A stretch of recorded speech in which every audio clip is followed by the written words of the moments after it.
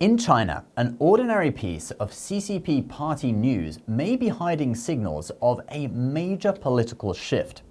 Xi Jinping unexpectedly missed a meeting that he would normally be expected to attend, even missing a visit by the Russian defense minister, while at the same time, official reports say that Xi was traveling to Dongshan County in Zhangzhou, Fujian province. These two pieces of news might convey extremely important information. Xi may have been sidelined by the Central Military Commission. Welcome to China Insights. My name is Ben Hedges, and we have a new team working on this show, and we'll now be hosting the show with live anchors, including myself and David Zhang from China Insider. So make sure you are subscribed to the channel because there are going to be loads of great videos coming out in the coming weeks. So let's discuss Xi Jinping's unusual behavior. Yesterday, Xinhua news agency released an article titled Xi Jinping's Important Instructions to the All-Military Theoretical Work Conference, reporting that the conference was held in Beijing from October 14th to 15th. General Secretary of the Communist Party, President of the state, and Chairman of the Central Military Commission, Xi Jinping, gave important instructions. What were those instructions? They mentioned the accelerated evolution of the world's centennial changes and increasingly urgent task of achieving strong military goals. This news aired on the October 15th edition of the news broadcast, showing parts of the conference footage. However, three major unusual points stood out. First unusual point, Xi Jinping did not attend the meeting. Xinhua's report did not mention Xi's attendance or that he presided over the meeting. It only stated that he gave important instructions. However, it specifically said that the vice chairman of the Central Military Commission, Zhang Youxia, attended the meeting and gave a speech. The news footage from October 15th showed that only Zhang Youxia and another vice admiral were seated at the podium. Neither Xi Jinping or He Weidong appeared. So we can confidently conclude the first point. Xi was absent from this meeting, a meeting that he should have attended under normal circumstances. Why? Because this was the first such meeting in the history of the CCP, and as the chairman of the Military Commission and the originator of Xi's military thought, it would be highly unusual for him not to attend such a groundbreaking and significant meeting. Some might think maybe Xi Jinping was visiting elsewhere, so it's normal for him to not attend. Yes, official reports stated that Xi was visiting Zhangzhou in Fujian province. But pay attention to the timing. State media reported that Xi visited Fujian from October 15th to 16th, and his first stop was Dongshan County in Zhangzhou on the afternoon of October 15th. The military theory conference opened on the morning of October 14th. If Xi wanted to attend, he could have made it to the opening ceremony, spoken for 20 minutes, and still had time to leave Beijing for his inspection tour in Fujian province, whether by private jet or high-speed rail. There was enough time. The schedules did not conflict. At 9 a.m. on October 14th, Xi Jinping attended a cremation ceremony, indicating that he was still in Beijing. After this, he had plenty of time to attend the military theory conference if he wanted to. As mentioned earlier, as chairman of the Military Commission, Xi should not have missed such a meeting under normal circumstances. But he did. Therefore, a more reasonable explanation is that his attendance was no longer required.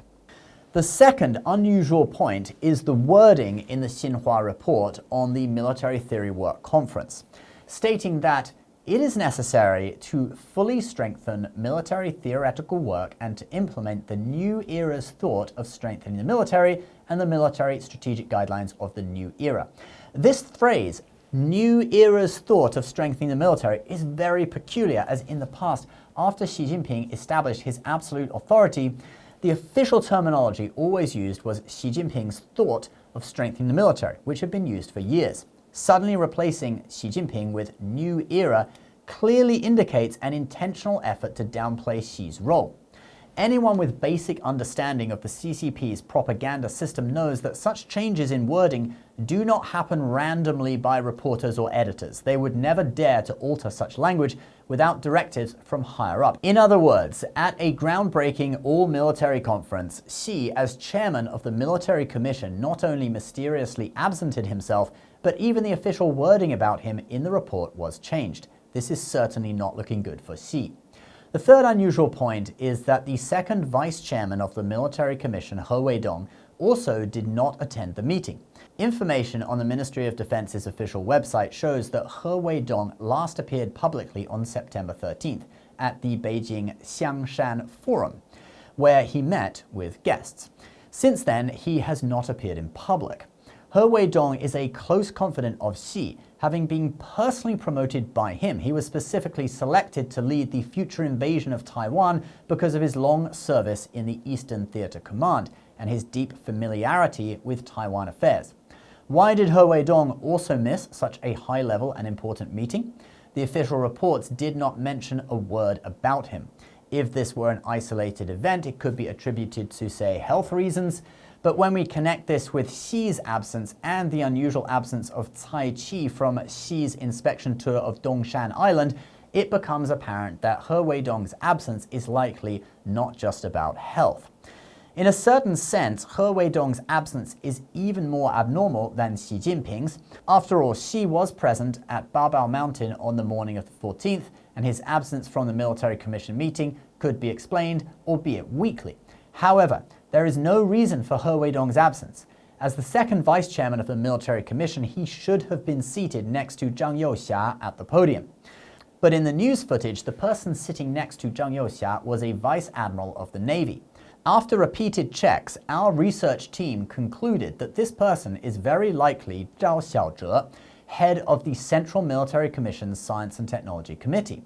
This raises more questions. Why is a Navy vice admiral responsible mainly for national defense technology and military-civilian integration strategies seated next to Zhang Youxia at such a high-level military theory conference, with the two of them being the only two people on the podium?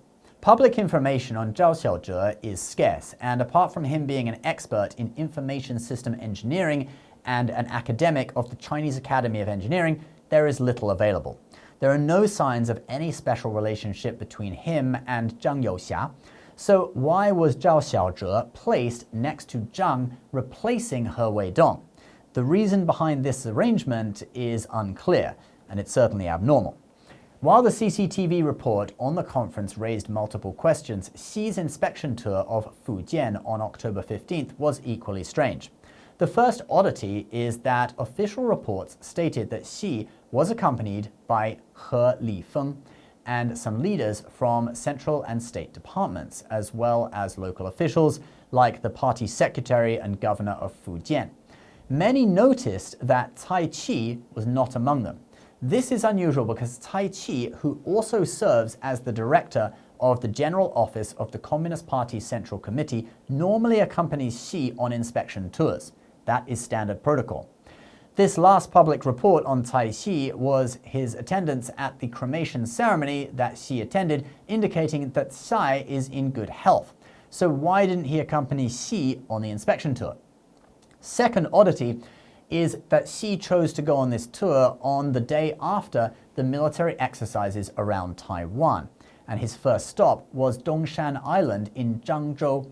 Curiously, during his inspection of Dongshan, Xi made no mention of Taiwan or the military, despite Dongshan Island's historical significance. Dongshan Island is no ordinary place. On July 16, 1953, shortly before the signing of the Korean War armistice, the Republic of China, now Taiwan, government forces launched a surprise attack on Dongshan Island. The battle lasted one day, but the ROC forces failed to capture the island's strategic heights.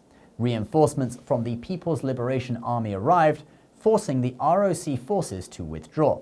The Battle of Dongshan Island marked the Republic of China's last attempt to retake the mainland, and its outcome signaled that the ROC no longer had the capability to reclaim the rest of China.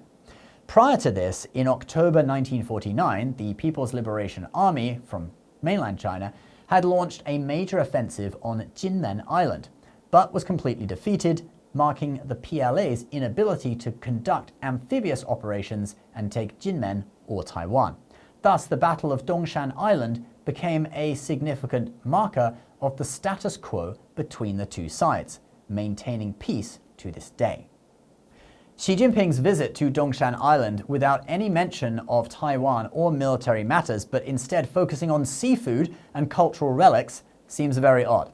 If we consider the signs of Xi Jinping losing control over the military, his behavior during the Dongshan inspection, failing to mention reunification or war, might signal a major shift in Taiwan policy. It could mean that the military action is off the table and the status quo will be maintained. The recent military exercises around Taiwan, as we all saw, began on the 14th at 5 a.m. and ended at 6 p.m. without a single shot fired or missile launched. It was more like a one-day tour around Taiwan, in stark contrast to the aggressive tone of previous exercises. Everyone knows that maintaining the status quo is not what Xi Jinping wants.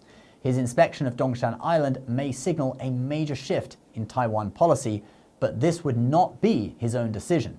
If Xi had indeed lost control over the military, then the grand plan to invade Taiwan and engage in a massive war against the US-Japan-Taiwan alliance would likely be scrapped. In other words, Taiwan's period of danger may have passed.